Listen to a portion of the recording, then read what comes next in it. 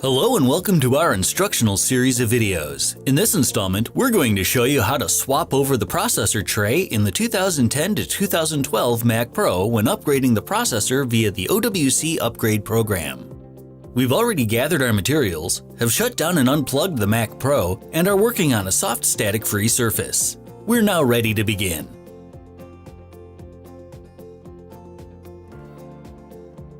First, we'll need to open the side access door. To do this, lift the latch located on the rear of the Mac Pro until it locks in the open position.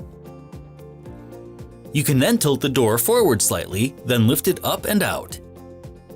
Remove the processor tray by first opening the latches along the bottom of the tray, then pulling it straight forward out of the machine. You can now remove any installed memory by pushing outward on the latches on each side of a memory module to eject it.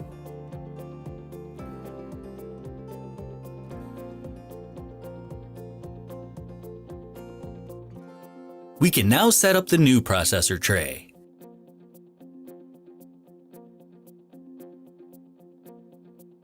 Install the memory you removed from the original tray into the new processor tray as appropriate for the processor type.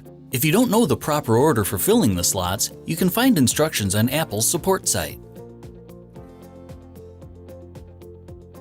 Once you've got the memory installed, we can replace the tray.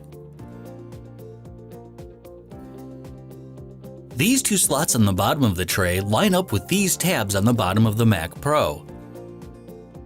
Simply slide the tray in all the way,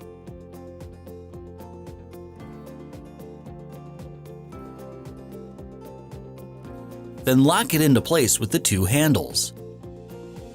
You can then replace the door and latch it.